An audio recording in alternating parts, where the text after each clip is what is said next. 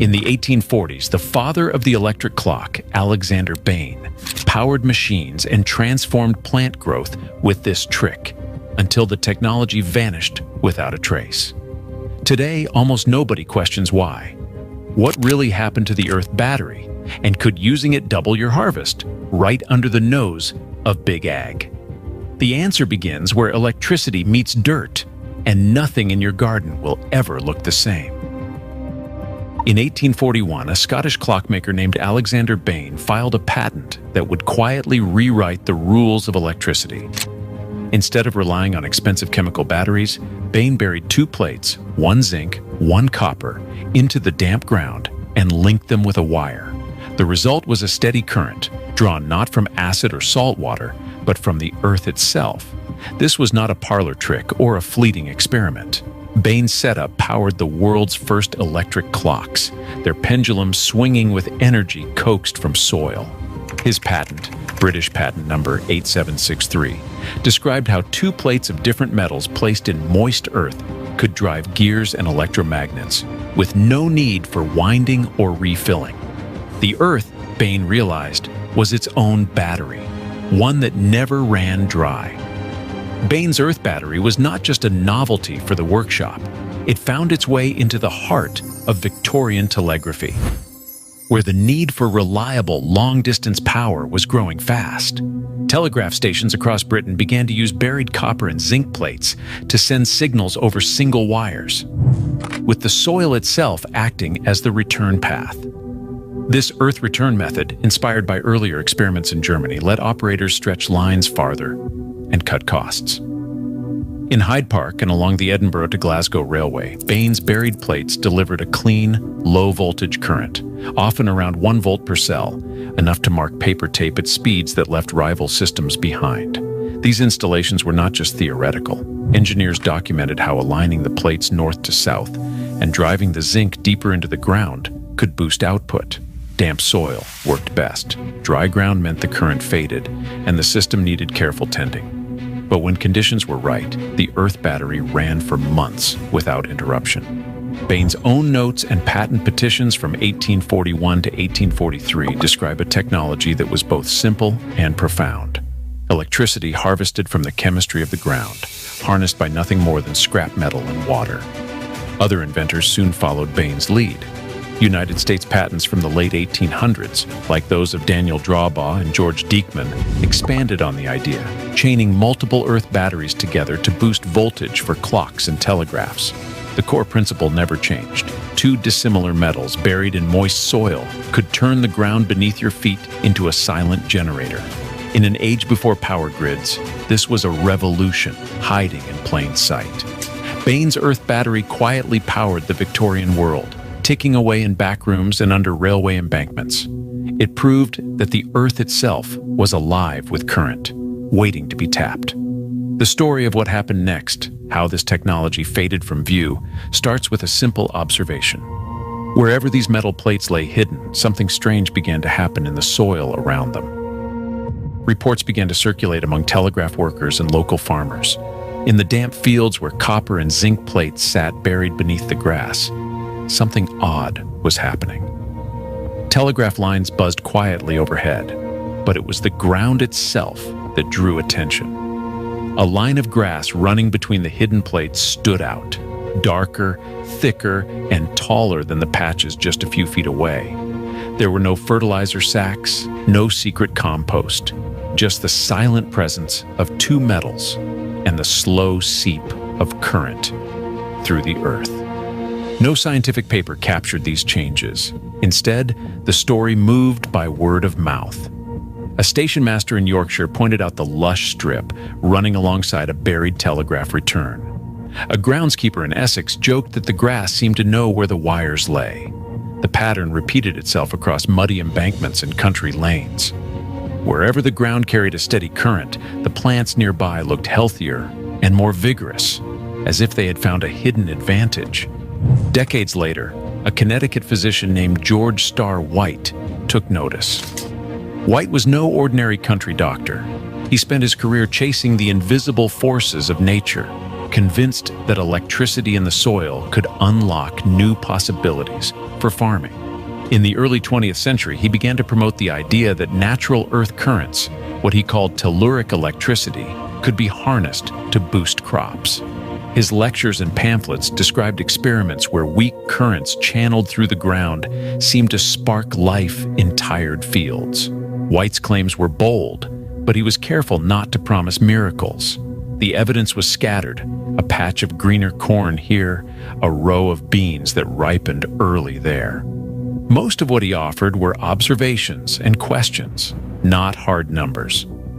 The newspapers of the day sometimes mentioned these strange effects, but always in passing. One agricultural journal from 1915 described a farmer who swore his potatoes grew bigger near a buried wire. Another clipping from the Midwest told of grapevines that seemed to thrive beside an old telegraph pole.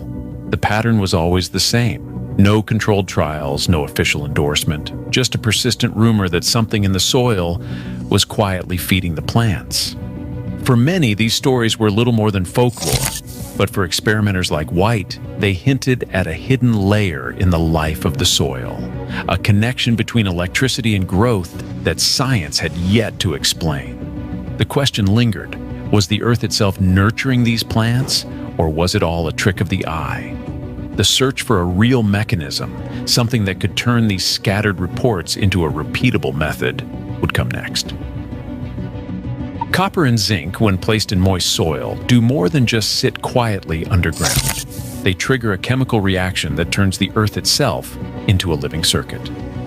The science behind this is called galvanic action. Here is what happens. Zinc, the more reactive metal, begins to lose electrons. Those electrons travel through a wire connected above ground, seeking out the copper plate. The soil acts as the bridge, carrying charged ions between the two metals. This flow of electrons is direct current, the same type of current that once powered Bain's electric clocks and telegraphs.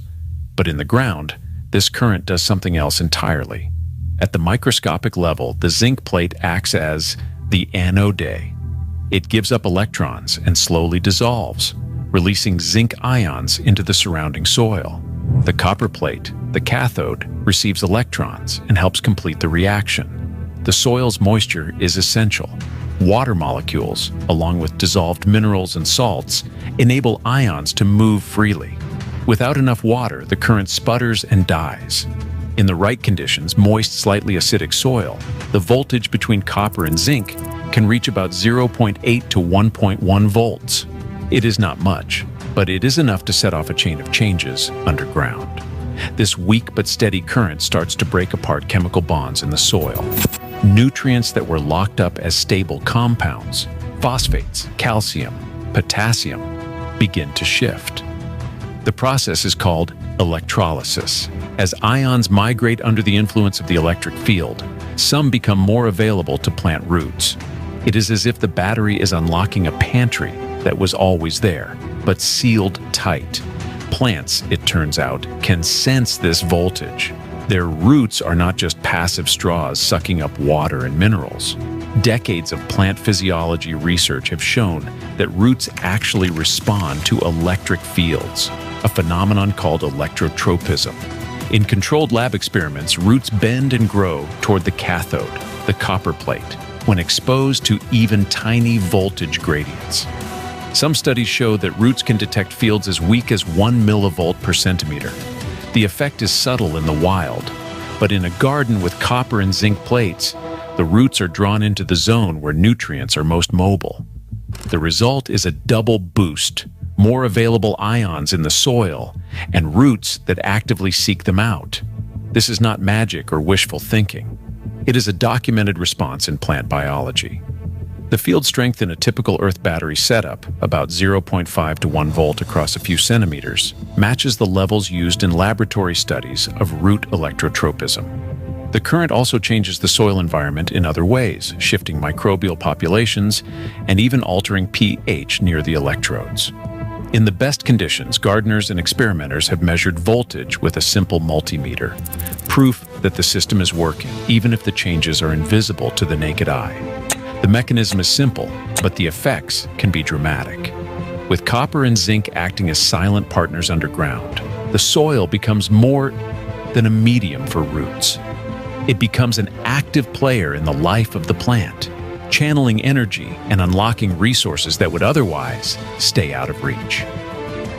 By the dawn of the 20th century, the quiet current flowing beneath the soil was no longer the only force shaping agriculture. A new player entered the field, synthetic fertilizer, and it would rewrite the economics of farming. In 1909, Fritz Haber and Karl Bosch cracked the code for extracting nitrogen from the air, turning it into ammonia on an industrial scale. By 1913, the first Haber-Bosch plant was running in Germany, and soon the promise of cheap, abundant nitrogen swept across Europe and North America.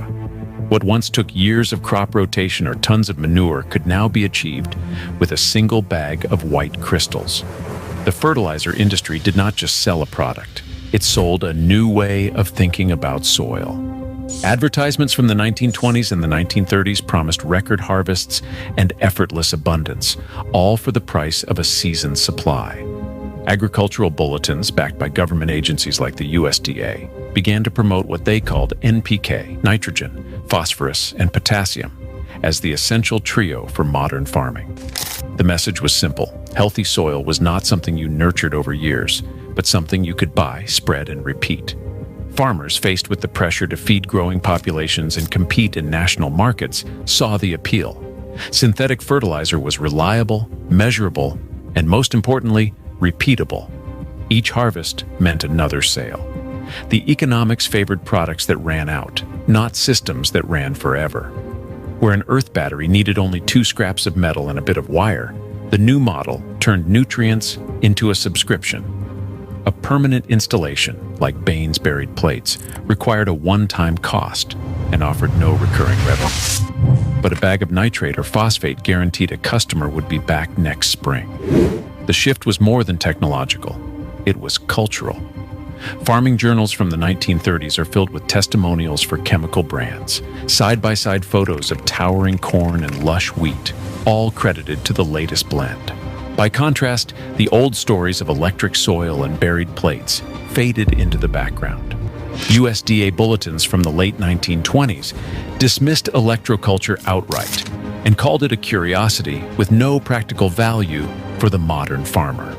The science behind galvanic soil currents was quietly filed under fringe, replaced by the certainty of chemical analysis and standardized yields. No secret memos or corporate conspiracies have surfaced to prove a deliberate campaign against Bain's invention. The record shows something subtler, a market that rewarded the disposable, not the durable. As chemical companies scaled up production and government agencies standardized recommendations, the earth battery was left behind, not by sabotage, but by the logic of profit and the machinery of progress. The soil's silent current, once a marvel of Victorian ingenuity, became an afterthought in the age of ammonia. Yet the physics never changed. The same reaction that powered clocks and telegraphs still hums beneath our feet, waiting for a new generation to rediscover what was quietly set aside. The question now is whether the promise of free energy and living soil can find a place in a world built on consumables. The answer may lie not in the archives, but in the hands of those willing to test the idea for themselves. A backyard gardener stands over 2 rows of lettuce. One row has a copper pipe and a galvanized nail sunk into the soil, wired together above ground. The other row grows without any metal at all. After 4 weeks, the difference is clear. The electrified lettuce is taller, with leaves that spread wider and show deeper green color. A digital scale confirms the change. The average wet biomass in the electrified row is 38 grams per plant, compared to 26 grams in the control. That is nearly a 50% increase, not quite double, but a substantial jump. A multimeter probe touches the copper and zinc. The screen flickers, then settles at 1.03 volts. That is the same range reported by gardeners across forums and YouTube trials, anywhere from 0.8 to 1.1 volts, depending on moisture and soil pH. Growth curves plotted over the month show the electrified plants pulling ahead by the second week and keeping the lead. Volts matter, and the readout is consistent. The gardener logs every detail: soil pH, daily rainfall, and voltage readings. At harvest, a simple t-test gives a p-value of 0.04, just below the scientific threshold for significance. The numbers do not guarantee doubled growth every time, but they confirm something real is happening. The current is not just measurable, it is making a difference in living plants. Turning your garden into a living battery takes only a few simple parts. Start with a length of copper pipe or heavy gauge copper wire. About 6 to 8 inches is enough for most beds. For the other half of the pair, use a galvanized nail or a strip of zinc, also 6 to 8 inches long. These two metals are the heart of the system. You will need a piece of insulated wire long enough to reach between the copper and zinc, with a bit extra to keep the connection above ground. Push the copper into the soil on one side of the plant's root zone, about 6 inches deep. Place the zinc or galvanized nail on the opposite side, matching the depth, and space them roughly 8 to 12 inches apart. The key is to keep them in moist soil, because if the ground dries out, the effect fades fast. Strip the ends of your wire, then wrap one end tightly around the copper and the other around the zinc. Make sure the wire stays above the soil surface. This completes the circuit and lets you monitor connections for corrosion. Once everything is in place, check your setup with a multimeter. Touch one probe to the copper and the other probe to the zinc. You should see a reading between 0.8 and 1.1 volts. If the soil is damp and slightly acidic. For best results, log your voltage and soil moisture every few days, and replace the zinc piece if it shows heavy corrosion. With this simple arrangement, you are ready to run your own experiment and track the results season after season. Today, a simple copper and zinc circuit can still coax real voltage from your backyard soil. No patents, no permission needed. As industrial agriculture pushes ever more inputs, overlooked energy sits beneath our feet and is quietly measurable on any multimeter. The science is real, and the scale of what you can do is yours to choose. Sometimes the most powerful current is the one we decide, do I to reconnect? Share your thoughts or experiments in the comments below.